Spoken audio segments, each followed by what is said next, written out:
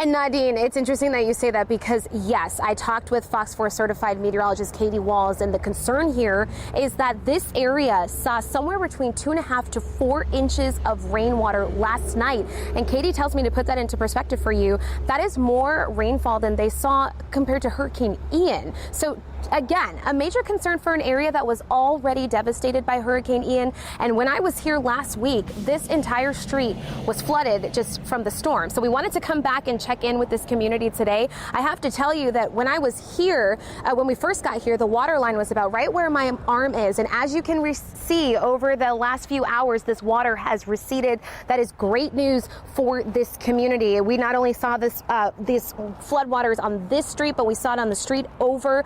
We saw people who were struggling just to get inside of their homes with their cars because the water level was so high. But the good news here is that it is receding. And of course, this creates concerns when it comes to sanitation. And I have to tell you, also creates a concern when it comes to mosquitoes as well. I already feel myself kind of doing this a little bit because they're definitely out here. And this is at a time, of course, when people are working so hard to clean up their community, get things back to some type of normal, which of course, what is that? They're working to rebuild and trying to figure out what comes next for their community. But what I need to point out tonight is that there is so much sense of community here in Harlem Heights, and I want to spotlight that tonight.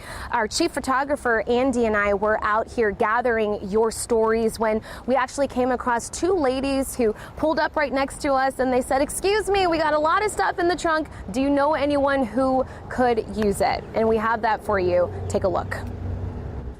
So guys, what we're seeing is the community coming together. My photographer, Andy, and I were out here shooting a story when this car actually pulled up with donations. She says to me, "We have wash rags, we have clothes, and we're just looking to get it out to the right person in this community." So a young lady that I just met who's kind of been explaining the situation to me is actually translating and helping this home over here that was completely flooded get some new wash rags. Some, as you can see here, they've got towels, they've got clothing for all different ages as well.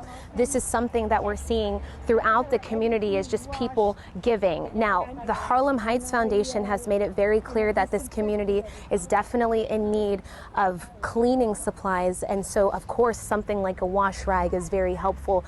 Any type of Clorox or anything that can help people get their homes back to some type of livable state, if it's salvageable, is helpful. But again, what we're seeing throughout the community is this: neighbors helping neighbors, and we're helping others identify just where the need is right here in Harlem Heights. And just to be clear, I just spoke with the Gladiolus Food Pantry before they closed this evening, and they tell me if you are a local who would like to donate to the pantry, they say, can you please hold off? They are receiving so many donations from out of state, they're almost overwhelmed. It looked very different than when I first was reporting here and telling you about their shortage. They are stocked, and they're asking for, as the months go by and they continue to see a need, if the locals can hold off on donating while they continue to get stuff from out of state. I will keep you updated as far as need within this community, and collectively with my team keep you updated. Live in Harlem Heights, Shari Armstrong, Fox 4.